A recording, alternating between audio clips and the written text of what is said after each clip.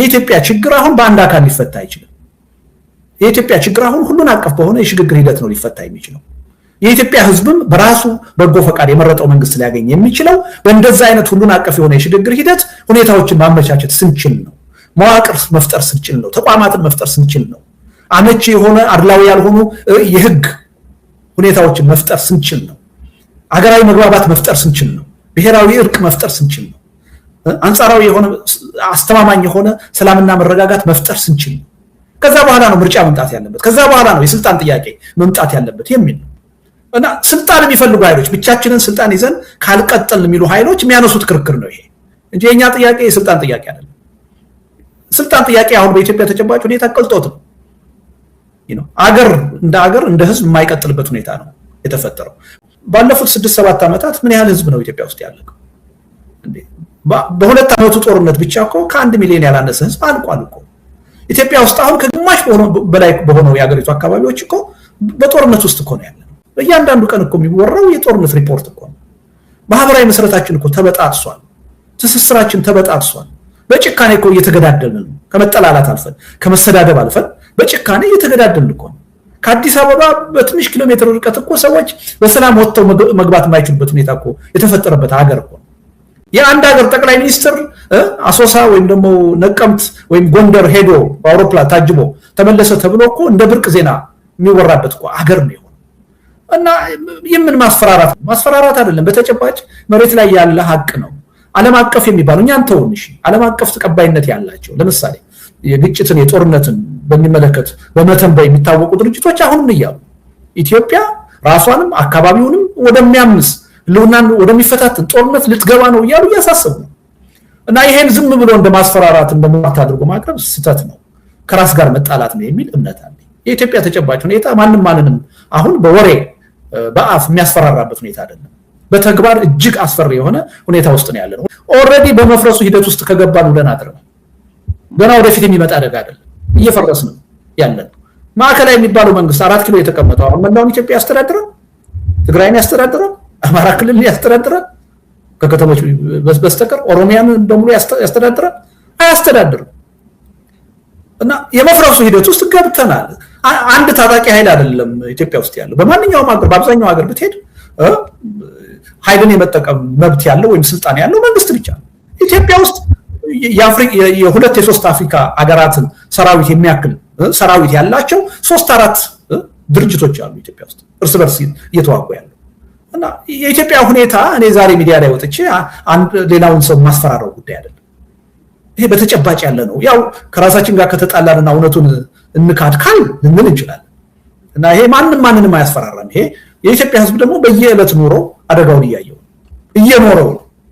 ምን ያህል በመስቀልቅል ህይወት ውስጥ እንዳለ ከማንም በላይ የኢትዮጵያ ህዝብ ያውቃል። እኛ ልናስፈራራው አንችልም።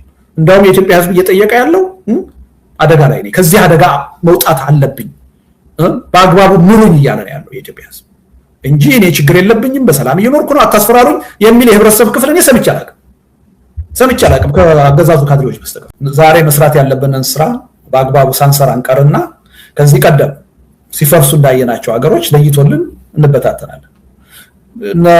የመን እነ ሊቢያ የፈረሱት ዝም ብለው አይደለም፣ በተገቢው ጊዜና ሁኔታ ስራውን የሚሰራ የፖለቲካ ኃይል ስላልነበር ነው። ስለዚህ መዘናጋት አያስፈልግም። ገና ህብረተሰቡ የሚወዳት ሀገሩ ትፈርስብሃለች ሲባል ይከፋዋል ብለን ዛሬ መባል ያለበትን ነገር አለማለት ስህተት ነው የሚሆነው።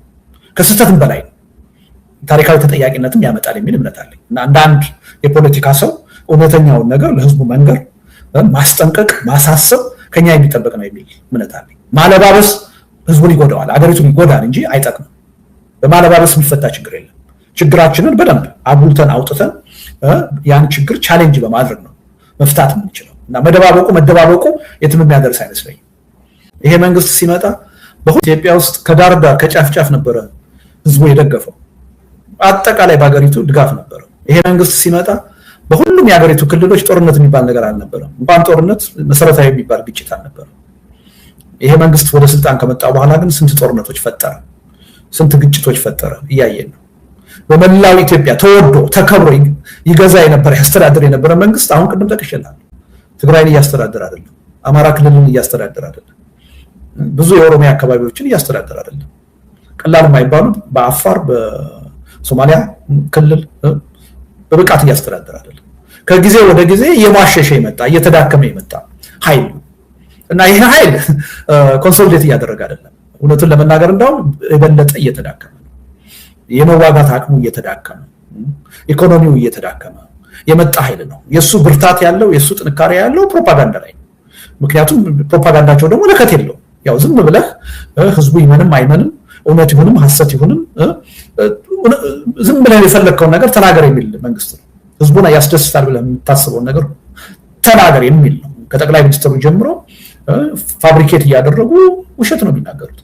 እና በመገናኛ ብዙሃን ላይ ነው እንጂ ይሄ መንግስት ጥንካሬ ያለኝ የሚለው መሬት ላይ በተጨባጭ ጥንካሬ የለውም። ከአዲስ አበባ 25 30 40 ኪሎ ሜትር ህግ ማስከበር የቻለ መንግስት አይደለም።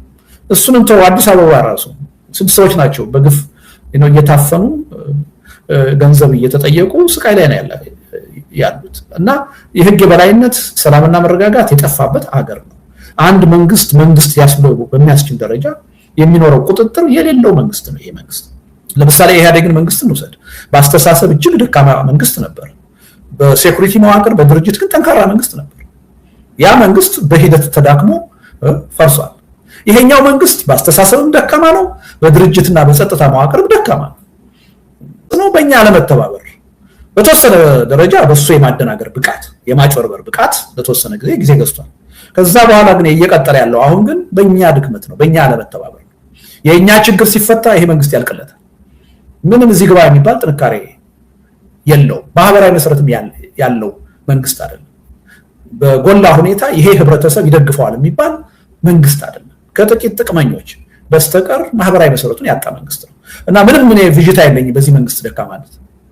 እነዛ 11 ቅድመ ሁኔታዎች በብቃት ከተሟሉ 11 ከተሟሉ ግን ከዛ በኋላ 45 ቀንም ሲበዛ ነው በህዝባዊ እምቢተኝነት በአንድ ሳምንት በሁለት ሳምንት በሶስት ሳምንት በአካባቢያችንም በሩቅ ሀገሮችም መንግስታት ሲበረከኩ አይተናል። ስለዚህ 45 ቀን ከበቂ በላይ ነው የሚል እምነት አለ። ያ 45 ቀን ግን ከዛሬ ጀምሮ ነው የሚል ቀጠሮ ማንም የሰጠ የለም። እንደዛ አይነት የፖለቲካ ቂልነት ከኔ ደግሞ ሊጠበቅ የሚችል አይመስለኝም። ከማንም የሚጠበቅ አይደለም። ግን ያው አለ አይደል ያው ፖለቲካውን የፖለቲካ ሀሁ ሳይገባቸው ራሳቸውን እንደ ፖለቲከኛ የሚያዩ አክቲቪስቶች አሉና ሌላ ሰብስታንስ ያለው ትችት ማቅረብ አይችሉም። እንደዚህ በቁምጽል ወስደው ሐሳብን አወላግደው ማቅረብ ነው የሚፈልጉት እንጂ እኔ ከዛሬ ጀምሮ በ45 ቀን እኔ እብድ አይደለሁም እንደዛ ልል አልችልም። የኢትዮጵያን ፖለቲካ ደግሞ ከማንም ያላነሳ አውቀዋለሁ። እኔ ስሜታዊ ሰውም አይደለሁም። እያልኩ ያለሁት ምንድነው ቅድመ ሁኔታዎች መሟላት ያለባቸው ጊዜ የሚወስዱ ድካም የሚጠይቁ መስዋዕትነት የሚጠይቁ 11 ቅድመ ሁኔታዎች አሉ። እነሱን ካሟላን በኋላ የምንጠራው ህዝባዊ እምቢተኝነት ግን በ45 ቀን ውስጥ ማክሲመም ይሳካል ለድል ይበቃል የሚል ነው። እሱን ለመፍጠር ነው ጥረት እያደረግን ያለ ነው እንጂ አሁን ከዛሬ ጀምሮ በ45 ቀን የሚል አዋጅ አወጀ እብድ አልሰማሁም ያላየው። ግን እንዲህ አይነት ጥያቄና ተገቢ ያልሆነ ሲመጣ እንዳን የገባችሁ ሰዎች እና ህዝብን ወዳልተባለ ነገር ለመውሰድ ለማደናገር የሚደረግ ጥረት ሚዲያ እኮ ትልቅ ኃላፊነት አለበት ነው። እንደዚህ አልተባለም ያላግባብ አጣማችሁ አታቅርቡ መባል አለባችሁ። ሀገሪቱ ውስጥ ለምሳሌ ያለውን ችግር የአንድ ህብረተሰብ ችግር ሳይሆን የሁሉም የሀገሪቱ ህዝብ ችግር አድርጎ መቀበል ያስፈልጋል ይላል። ለምሳሌ አሁን ይሄ በከፍተኛ ፍጥነት እየተሟላ ያለ ነው። ሁለተኛ ይሄ ትግል በአንድ የፖለቲካ ኃይል ወይም ስብስብ ብቻ ሳይሆን በትብብር በጋራ ትብብር ብቻ ለድል የሚበቃ መሆኑን መተማመን ያስፈልጋል ይላል። ቅድመ ሁኔታ ውስጥ አለ።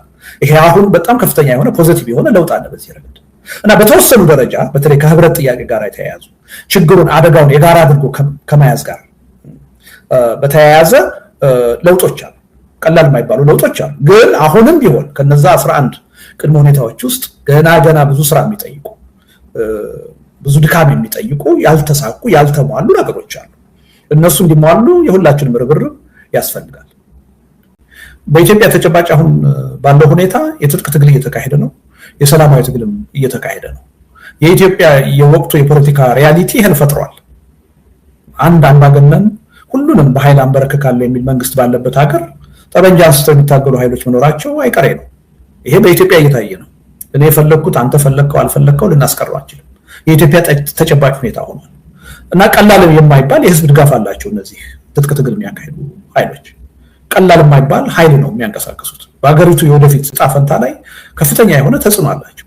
ስለዚህ ኤኒ የምንፈልገው መፍትሄ እነሱን ያገለለ መሆን የለበትም እነሱን ያካተተ መሆን አለበት የሚል እምነት አለ በተመሳሳይ ሁኔታ በሰላማዊ መንገድ ትግል የሚያደርጉ አካሎችም የዚሁ የትግል እንቅስቃሴ አካል መሆን አለባቸው የሚል እምነት አለ ይሄ ማለት አንዳችን በሌላችን የትግል ስልታችንን ኮምፕሮማይዝ እናደርጋለን ማለት አይደለም ለምሳሌ እኔ የትጥቅ ትግል ውስጥ ገብቼ ልሳተፍ አልችልም በትጥቅ ትግል ስለማናምን በትጥቅ ትግል የሚያምን ደግሞ በፍጹም በሰላማዊ ትግል መሳተፍ አልፈልግም የሚል ሰው ካለ መብቱ ነው ትክክል አይደለም ብዬ ማምን ያም መከበር አለበት አሁን ባለው ተጨባጭ ሁኔታ ግን የጋራ የሆኑ ነገሮች አሉ ስልቱ የተለያየ ሆኖ ይያለ የፖለቲካ አጀንዳዎቻችን የተለያዩ ሆነው ይያለ የብሔር ማንነታችን የተለያዩ ሆነው ይያለ ይሄን ሁሉ አካል ያስተባብርና በጋራ እንዲሰራ የሚያስገድድ የጋራ ጉዳይ አለ ያ ጉዳይ የሰላም ጉዳይ ነው ያ ጉዳይ የሀገርና የህዝብ ህልውና ጉዳይ ነው ያ ጉዳይ የሽግግር ጉዳይ ነው እነዚህን ጉዳዮች ልዩነቶቻችንን ወደ ጎን አስቀምጠን በጋራ መስራት ይገባናል ይሄን ስናደርግ ነው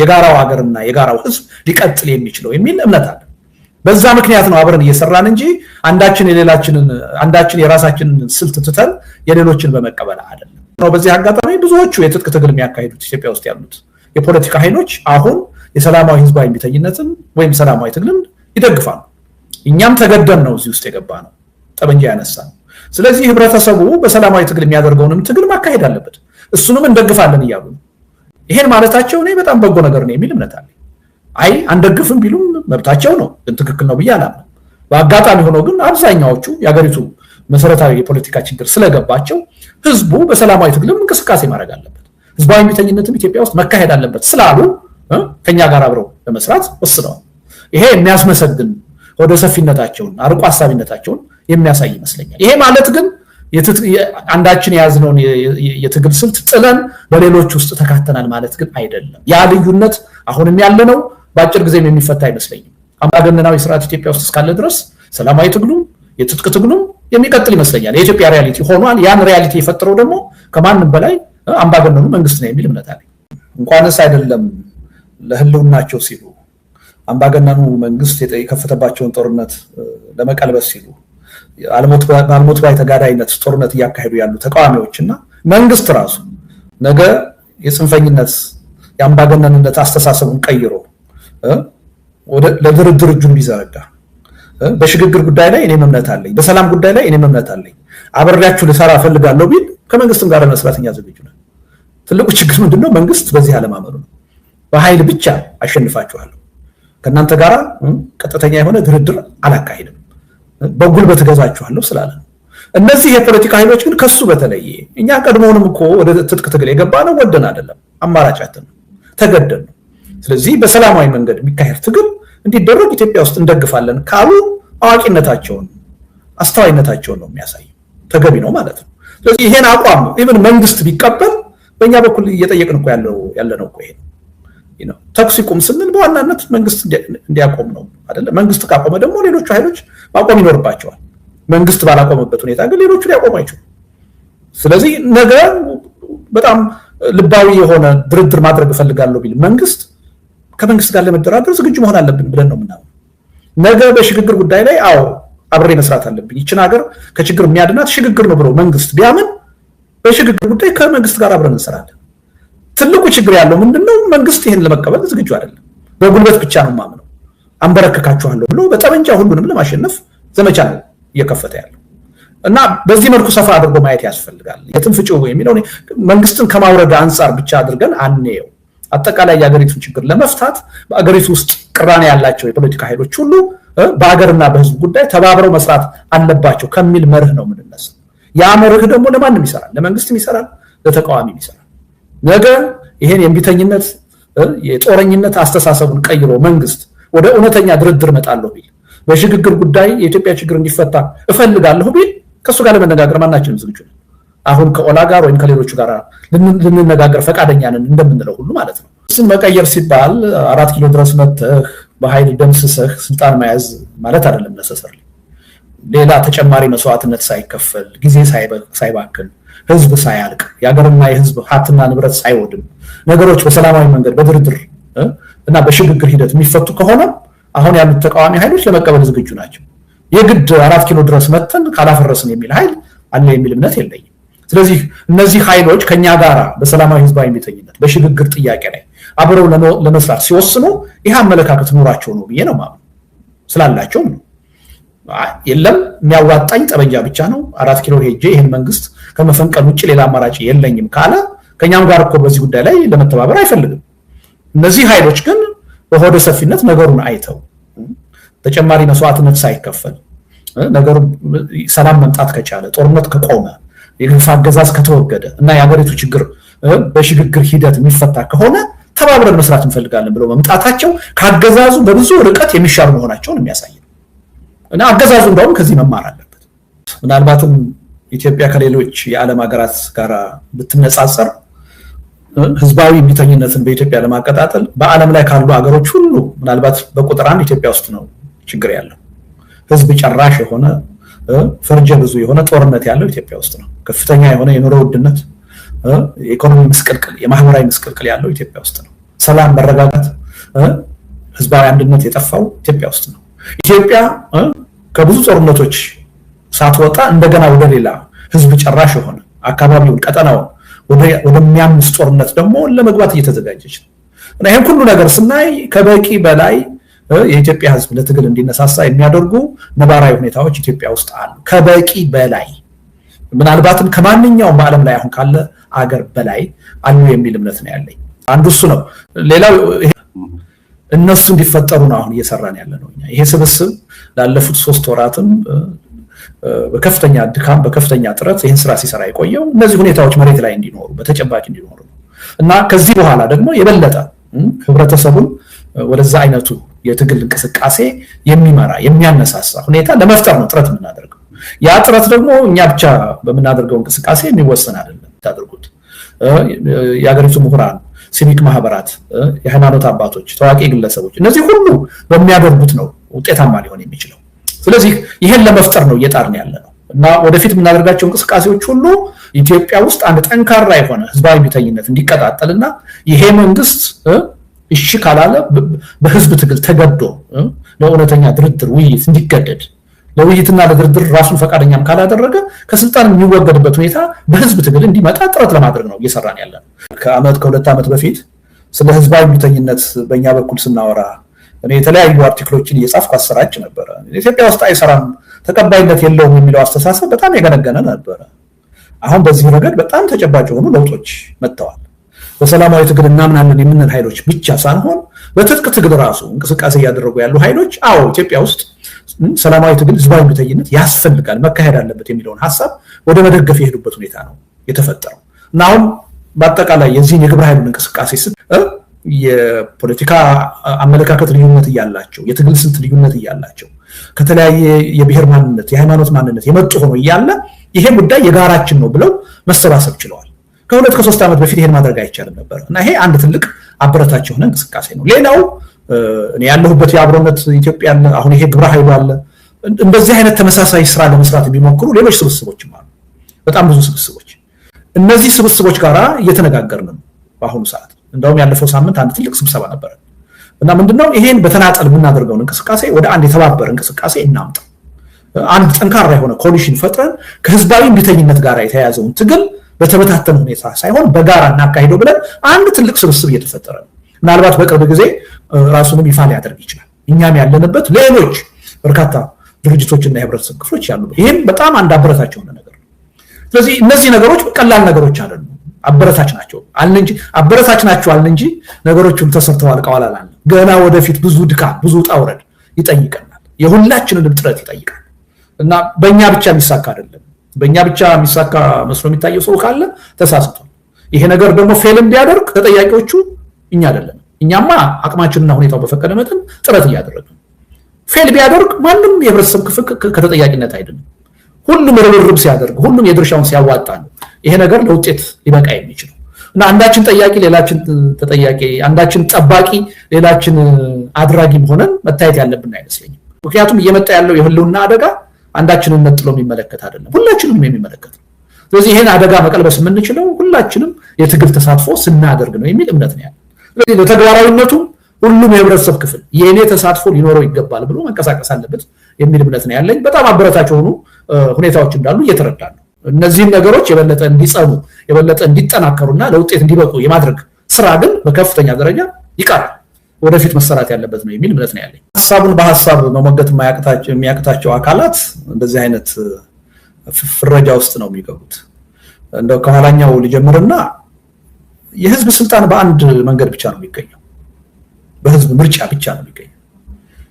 በተለየ መንገድ በጦርነት በኃይል በህዝባዊ ቢተኝነት በሽግግር መንግስት የሚገኝ የህዝብ ስልጣን የለም። የህዝብ ስልጣን ሊገኝ የሚችለው ከምርጫ ሳጥን ብቻ ነው። በዚህ መተማመን አለብን። አሁን ትልቁ ችግር ያለው ምንድነው? ህዝቡ በራሱ በፍቃዱ በምርጫ የሚያቋቁመው መንግስት እንዴት ነው ሊኖረው የሚችለው? ከዛ በፊት ምን ቅድመ ሁኔታዎች መመቻቸት አለባቸው በሚለው ጥያቄ ላይ ነው እየሰራን ያለነው እንጂ በሽግግር መንግስት ጥያቄ ሊያዝ የሚችል ስልጣን የለም። ጊዜያዊ የሽግግር መንግስት ነው የሚቋቋመው። ያ እድሜው 1 ዓመትም ሊሆን ይችላል፣ 2 ዓመትም ሊሆን ይችላል፣ እንደየስምምነታችን 3 ዓመትም ሊሆን ይችላል። ሁኔታዎችን የሚያመቻች እንጂ ስልጣን ይዞ ህዝብን የሚመራ አይደለም። ይሄ በህዝብ ምርጫ ለሚመረጥ መንግስት ሁኔታዎችን አመቻችቶ የሚያስረክብ አውድ ነው ለመፍጠር እየሞከርን ያለነው እና ከስልጣን ጥያቄ ጋር ምንም ግንኙነት የለውም። ሽግግር ሲባል እያልን ያለነው ምንድነው? ሁሉን አቀፍ የሆነ ሽግግር ነው። አንድ የፖለቲካ ኃይል ስልጣን ይዞ የሚመራበት አይደለም። ሁላችንም እንደውም ከፖለቲካ ኃይሎችም ውጪ ያሉ ሲቪክ ማህበራት ህብረተሰቡን በተለያየ መንገድ የሚወክሉ አካላት ሁሉ የሚገኙበት አንድ የሽግግር ሂደት ወይም መንግስት ይቋቋም ነው። ያ የስልጣን ጥያቄ አይደለም። ህዝቡን የስልጣን ባለቤት ለማድረግ የሚያስችሉ ምቹ ሁኔታዎችን ለመፍጠር የሚያስችል ሽግግር እንፍጠር ነው። አንድ አካል ወይም አንድ የፖለቲካ አይዲዮሎጂ ያለው ወይም አንድ ድርጅት ያለው አካል ወደ ስልጣን የሚመጣበት አካሄድ አይደለም። እንደውም እንደዛ አይነቱን አካሄድ የሚያስቀር ነው። ይሄ አንድ አካል ብቻዬን ለስልጣን መብቃት አለብኝ የሚለውን አስተሳሰብ የሚያከሽፍ ነው። ይሄ እና ወደፊት የምናደርጋቸው እንቅስቃሴዎች ሁሉ ኢትዮጵያ ውስጥ አንድ ጠንካራ የሆነ ህዝባዊ ቢተኝነት እንዲቀጣጠልና ይሄ መንግስት እሺ ካላለ በህዝብ ትግል ተገዶ ለእውነተኛ ድርድር ውይይት እንዲገደድ ለውይይትና ለድርድር ራሱን ፈቃደኛም ካላደረገ ከስልጣን የሚወገድበት ሁኔታ በህዝብ ትግል እንዲመጣ ጥረት ለማድረግ ነው እየሰራን ያለነው። ከ2 ዓመት በፊት ስለ ህዝባዊ ቢተኝነት በእኛ በኩል ስናወራ እኔ የተለያዩ አርቲክሎችን እየጻፍኩ አሰራጭ ነበረ። ኢትዮጵያ ውስጥ አይሰራም፣ ተቀባይነት የለውም የሚለው አስተሳሰብ በጣም የገነገነ ነበረ። አሁን በዚህ ረገድ በጣም ተጨባጭ የሆኑ ለውጦች መጥተዋል። በሰላማዊ ትግል እናምናለን የምንል ኃይሎች ብቻ ሳይሆን በትጥቅ ትግል ራሱ እንቅስቃሴ እያደረጉ ያሉ ኃይሎች አዎ ኢትዮጵያ ውስጥ ሰላማዊ ትግል ህዝባዊ ቢተኝነት ያስፈልጋል መካሄድ አለበት የሚለውን ሐሳብ ወደ መደገፍ የሄዱበት ሁኔታ ነው የተፈጠረው እና አሁን በአጠቃላይ የዚህን የግብረ ኃይሉን እንቅስቃሴ የፖለቲካ አመለካከት ልዩነት እያላቸው የትግል ስልት ልዩነት እያላቸው ከተለያየ የብሔር ማንነት የሃይማኖት ማንነት የመጡ ሆኖ እያለ ይሄ ጉዳይ የጋራችን ነው ብለው መሰባሰብ ችለዋል። ከ2-3 ዓመት በፊት ይሄን ማድረግ አይቻልም ነበር እና ይሄ አንድ ትልቅ አበረታች የሆነ እንቅስቃሴ ነው። ሌላው እኔ ያለሁበት የአብሮነት ኢትዮጵያ አሁን ይሄ ግብረ ኃይሉ አለ። እንደዚህ አይነት ተመሳሳይ ስራ ለመስራት የሚሞክሩ ሌሎች ስብስቦችም አሉ፣ በጣም ብዙ ስብስቦች። እነዚህ ስብስቦች ጋራ እየተነጋገርን ነው በአሁኑ ሰዓት። እንደውም ያለፈው ሳምንት አንድ ትልቅ ስብሰባ ነበር እና ምንድነው ይሄን በተናጠል የምናደርገውን እንቅስቃሴ ወደ አንድ የተባበረ እንቅስቃሴ እናምጣ። አንድ ጠንካራ የሆነ ኮሊሽን ፈጥረን ከህዝባዊ ቢተኝነት ጋር የተያያዘውን ትግል በተበታተነ ሁኔታ ሳይሆን በጋራ እናካሂደው ብለን አንድ ትልቅ ስብስብ እየተፈጠረ ነው። ምናልባት በቅርብ ጊዜ ራሱንም ይፋ ሊያደርግ ይችላል። እኛም ያለንበት ሌሎች በርካታ ድርጅቶችና የህብረተሰብ ክፍሎች ያሉበት ይህም በጣም አንድ አበረታች የሆነ ነገር ነው። ስለዚህ እነዚህ ነገሮች ቀላል ነገሮች አይደሉም፣ አበረታች ናቸው አልን እንጂ አበረታች ናቸው አልን እንጂ ነገሮቹም ተሰርተው አልቀዋል አላለም። ገና ወደፊት ብዙ ድካም ብዙ ውጣ ውረድ ይጠይቀናል፣ የሁላችንንም ጥረት ይጠይቃል እና በእኛ ብቻ የሚሳካ አይደለም። በእኛ ብቻ የሚሳካ መስሎ የሚታየው ሰው ካለ ተሳስቷል። ይሄ ነገር ደግሞ ፌልም ቢያደርግ ተጠያቂዎቹ እኛ አይደለም። እኛማ አቅማችንና ሁኔታው በፈቀደ መጠን ጥረት እያደረግን ፌል ቢያደርግ ማንም የህብረተሰብ ክፍል ከተጠያቂነት አይደለም። ሁሉም ርብርብ ሲያደርግ ሁሉም የድርሻውን ሲያዋጣ ነው ይሄ ነገር ለውጤት ሊበቃ የሚችለው እና አንዳችን ጠያቂ ሌላችን ተጠያቂ፣ አንዳችን ጠባቂ ሌላችን አድራጊ ሆነን መታየት ያለብን አይመስለኝም። ምክንያቱም እየመጣ ያለው የህልውና አደጋ አንዳችንን ነጥሎ የሚመለከት አይደለም፣ ሁላችንም የሚመለከት ነው። ስለዚህ ይሄን አደጋ መቀልበስ የምንችለው ሁላችንም የትግል ተሳትፎ ስናደርግ ነው የሚል እምነት ነው ያለው። ስለዚህ ለተግባራዊነቱ ሁሉም የህብረተሰብ ክፍል የኔ ተሳትፎ ሊኖረው ይገባል ብሎ መንቀሳቀስ አለበት የሚል እምነት ነው ያለኝ። በጣም አበረታች የሆኑ ሁኔታዎች እንዳሉ እየተረዳን ነው። እነዚህን ነገሮች የበለጠ እንዲጸኑ የበለጠ እንዲጠናከሩና ለውጤት እንዲበቁ የማድረግ ስራ ግን በከፍተኛ ደረጃ ይቀራል፣ ወደፊት መሰራት ያለበት ነው የሚል እምነት ነው ያለኝ። ሐሳቡን በሐሳብ መሞገት የሚያቅታቸው አካላት እንደዚህ አይነት ፍረጃ ውስጥ ነው የሚገቡት። እንደው ከኋላኛው ልጀምርና የህዝብ ስልጣን በአንድ መንገድ ብቻ ነው የሚገኘው፣ በህዝብ ምርጫ ብቻ ነው የሚገኘው። በተለየ መንገድ በጦርነት በኃይል በህዝባዊ እንቢተኝነት በሽግግር መንግስት የሚገኝ የህዝብ ስልጣን የለም። የህዝብ ስልጣን ሊገኝ የሚችለው ከምርጫ ሳጥን ብቻ ነው። በዚህ መተማመን አለብን። አሁን ትልቁ ችግር ያለው ምንድነው? ህዝቡ በራሱ በፍቃዱ በምርጫ የሚያቋቁመው መንግስት እንዴት ነው ሊኖረው የሚችለው? ከዛ በፊት ምን ቅድመ ሁኔታዎች መመቻቸት አለባቸው በሚለው ጥያቄ ላይ ነው እየሰራን ያለ ነው እንጂ በሽግግር መንግስት ጥያቄ ሊያዝ የሚችል ስልጣን የለም። ጊዜያዊ የሽግግር መንግስት ነው የሚቋቋመው። ያ እድሜው 1 ዓመትም ሊሆን ይችላል፣ 2 ዓመትም ሊሆን ይችላል፣ እንደየስምምነታችን 3 ዓመትም ሊሆን ይችላል። ሁኔታዎችን የሚያመቻች እንጂ ስልጣን ይዞ ህዝብን የሚመራ አይደለም። ይሄ በህዝብ ምርጫ ለሚመረጥ መንግስት ሁኔታዎችን አመቻችቶ የሚያስረክብ አውድ ነው ለመፍጠር እየሞከርን ያለ ነው እና ከስልጣን ጥያቄ ጋር ምንም ግንኙነት የለውም። ሽግግር ሲባል እያልን ያለ ነው ምንድነው? ሁሉን አቀፍ የሆነ ሽግግር ነው። አንድ የፖለቲካ ኃይል ስልጣን ይዞ የሚመራበት አይደለም። ሁላችንም እንደውም ከፖለቲካ ኃይሎችም ውጪ ያሉ ሲቪክ ማህበራት ህብረተሰቡን በተለያየ መንገድ የሚወክሉ አካላት ሁሉ የሚገኙበት አንድ የሽግግር ሂደት ወይም መንግስት ይቋቋም ነው። ያ የስልጣን ጥያቄ አይደለም። ህዝቡን የስልጣን ባለቤት ለማድረግ የሚያስችሉ ምቹ ሁኔታዎችን ለመፍጠር የሚያስችል ሽግግር እንፍጠር ነው።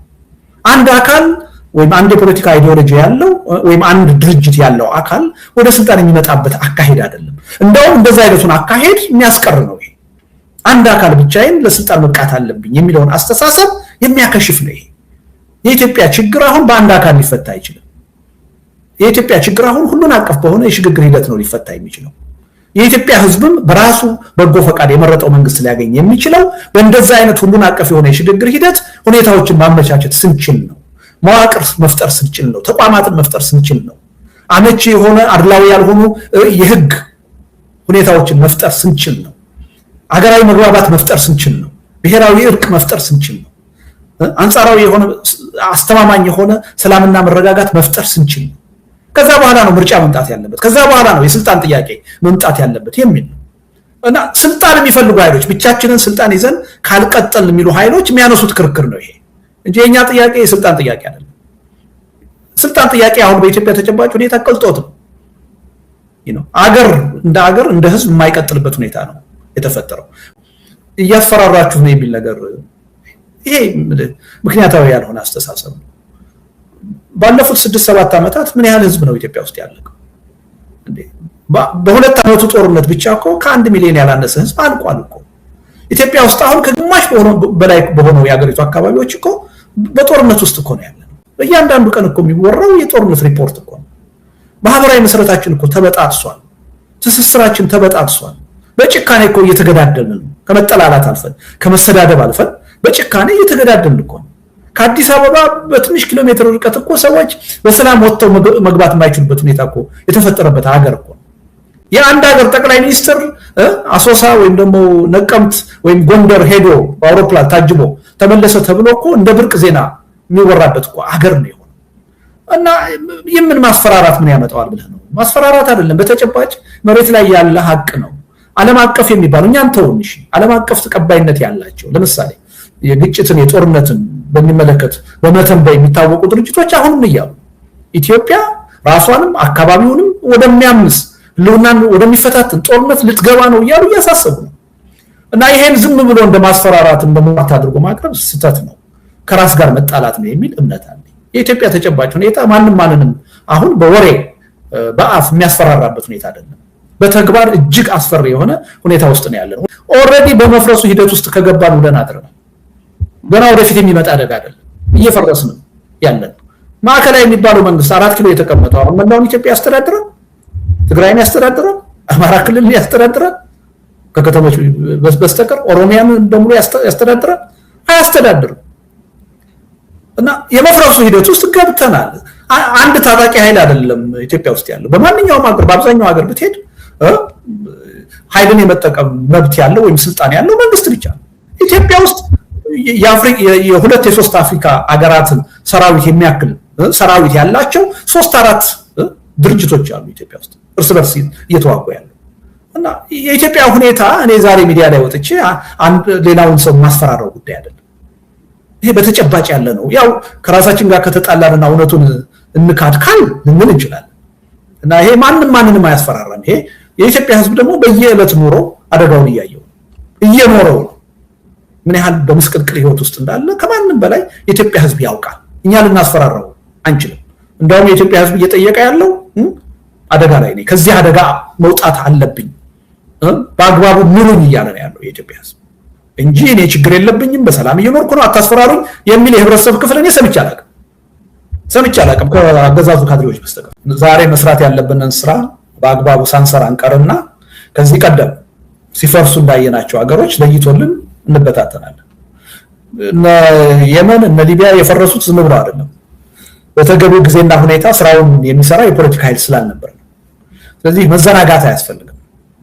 ገና ህብረተሰቡ የሚወዳት ሀገሩ ትፈርስብሃለች ሲባል ይከፋዋል ብለን ዛሬ መባል ያለበትን ነገር አለማለት ስህተት ነው የሚሆነው። ከስህተትም በላይ ነው ታሪካዊ ተጠያቂነትም ያመጣል የሚል እምነት አለኝ እና አንዳንድ የፖለቲካ ሰው እውነተኛውን ነገር ለህዝቡ መንገር፣ ማስጠንቀቅ፣ ማሳሰብ ከኛ የሚጠበቅ ነው የሚል እምነት አለኝ። ማለባበስ ህዝቡን ይጎዳዋል፣ አገሪቱን ይጎዳል እንጂ አይጠቅምም። በማለባበስ የሚፈታ ችግር የለም።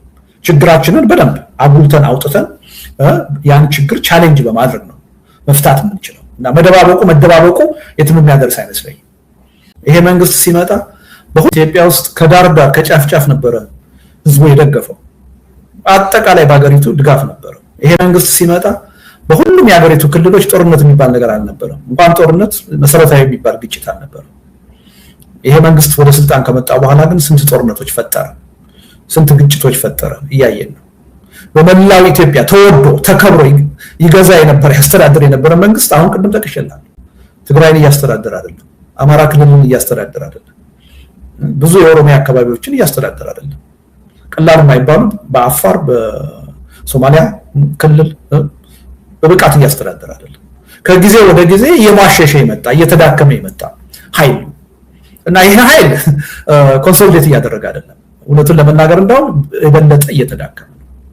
የመዋጋት አቅሙ እየተዳከመ፣ ኢኮኖሚው እየተዳከመ የመጣ ኃይል ነው። የሱ ብርታት ያለው የሱ ጥንካሬ ያለው ፕሮፓጋንዳ ላይ ነው። ምክንያቱም ፕሮፓጋንዳቸው ደግሞ ለከት የለውም። ያው ዝም ብለህ ህዝቡ ይመንም አይመንም እውነት ይሁንም ሐሰት ይሁንም ዝም ብለህ የፈለከውን ነገር ተናገር የሚል መንግስት ነው። ህዝቡን ያስደስታል ብለህ የምታስበውን ነገር ተናገር የሚል ነው። ከጠቅላይ ሚኒስትሩ ጀምሮ ፋብሪኬት እያደረጉ ውሸት ነው የሚናገሩት እና በመገናኛ ብዙሃን ላይ ነው እንጂ ይሄ መንግስት ጥንካሬ ያለኝ የሚለው መሬት ላይ በተጨባጭ ጥንካሬ የለውም። ከአዲስ አበባ 25 30 40 ኪሎ ሜትር ህግ ማስከበር የቻለ መንግስት አይደለም። እሱንም ተው፣ አዲስ አበባ ራሱ ስንት ሰዎች ናቸው በግፍ እየታፈኑ ገንዘብ እየተጠየቁ ስቃይ ላይ ነው ያሉት እና የህግ የበላይነት ሰላምና መረጋጋት የጠፋበት ሀገር ነው። አንድ መንግስት ያስብለው በሚያስችል ደረጃ የሚኖረው ቁጥጥር የሌለው መንግስት ነው ይሄ መንግስት። ለምሳሌ የኢህአዴግን መንግስት እንውሰድ። በአስተሳሰብ እጅግ ደካማ መንግስት ነበር። በሴኩሪቲ መዋቅር በድርጅት ግን ጠንካራ መንግስት ነበር። ያ መንግስት በሂደት ተዳክሞ ፈርሷል። ይሄኛው መንግስት በአስተሳሰብም ደካማ ነው፣ በድርጅትና በጸጥታ መዋቅርም ደካማ ነው። በእኛ ለመተባበር በተወሰነ ደረጃ በሱ የማደናገር ብቃት የማጭበርበር ብቃት ለተወሰነ ጊዜ ገዝቷል። ከዛ በኋላ ግን እየቀጠለ ያለው አሁን ግን በእኛ ድክመት ነው፣ በእኛ ለመተባበር ነው። የእኛ ችግር ሲፈታ ይሄ መንግስት ያልቀለታል። ምንም እዚህ ግባ የሚባል ጥንካሬ የለው፣ ማህበራዊ መሰረትም ያለው መንግስት አይደለም። በጎላ ሁኔታ ይሄ ህብረተሰብ ይደግፈዋል የሚባል መንግስት አይደለም። ከጥቂት ጥቅመኞች በስተቀር ማህበራዊ መሰረቱን ያጣ መንግስት ነው እና ምንም ቪዥታ የለኝም በዚህ መንግስት ደካማነት። እነዛ 11 ቅድመ ሁኔታዎች በብቃት ከተሟሉ 11 ከተሟሉ ግን ከዛ በኋላ 45 ቀንም ሲበዛ በህዝባዊ እምቢተኝነት በአንድ ሳምንት በሁለት ሳምንት በሶስት ሳምንት በአካባቢያችንም በሩቅ ሀገሮችም መንግስታት ሲንበረከኩ አይተናል። ስለዚህ 45 ቀን ከበቂ በላይ ነው የሚል እምነት አለ። ያ 45 ቀን ግን ከዛሬ ጀምሮ ነው የሚል ቀጠሮ ማንም የሰጠ የለም። እንደዛ አይነት የፖለቲካ ቂልነት ከኔ ደግሞ ሊጠበቅ የሚችል አይመስለኝም። ከማንም የሚጠበቅ አይደለም። ግን ያው አለ አይደል ያው ፖለቲካውን የፖለቲካ ሀሁ ሳይገባቸው ራሳቸውን እንደ ፖለቲከኛ የሚያዩ አክቲቪስቶች አሉና ሌላ ሰብስታንስ ያለው ትችት ማቅረብ አይችሉም። እንደዚህ በቁንጽል ወስደው ሐሳብን አወላግደው ማቅረብ ነው የሚፈልጉት እንጂ ከዛሬ ጀምሮ በ45 ቀን እኔ እብድ አይደለሁም እንደዛ ልል አልችልም።